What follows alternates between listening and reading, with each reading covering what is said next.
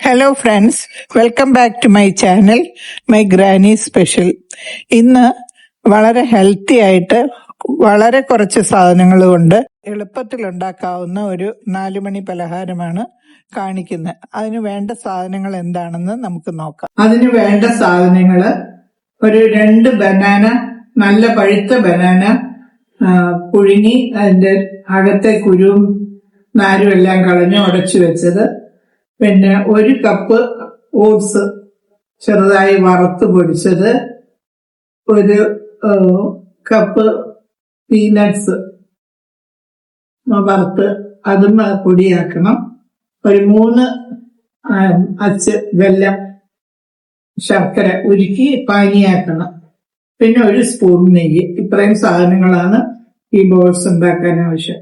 അടുപ്പത്ത് വെച്ച് ചൂടാകുമ്പോൾ 1 സ്പൂൺ നെയ്യ് നമുക്കിതിലേക്ക് ഒഴിക്കാം.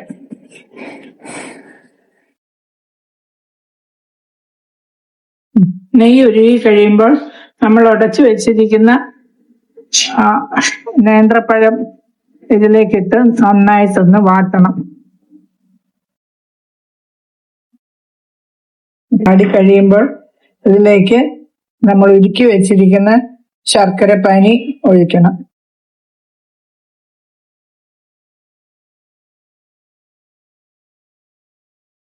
പാനി നന്നായിട്ട് വറ്റി നേന്ത്രപ്പഴം നന്നായിട്ട് വഴണ്ട് വരുമ്പോൾ നമ്മൾ വറുത്ത് പൊടിച്ചു വെച്ചിരിക്കുന്ന ഓട്സ് ഇതിലേക്ക് ചേർക്കുക.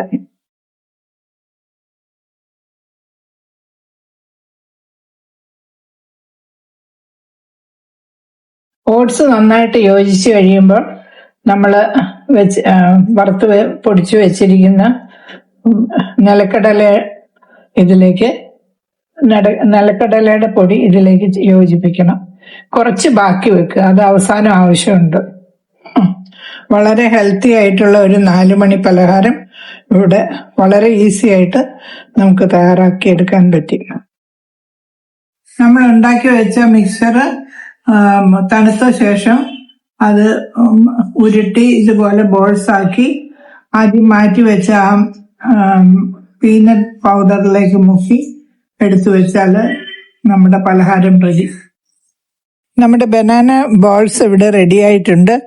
ഈ വീഡിയോ ഇഷ്ടമാവുകയാണെങ്കിൽ ലൈക്കും ഷെയറും സബ്സ്ക്രൈബും ചെയ്യുമല്ലോ.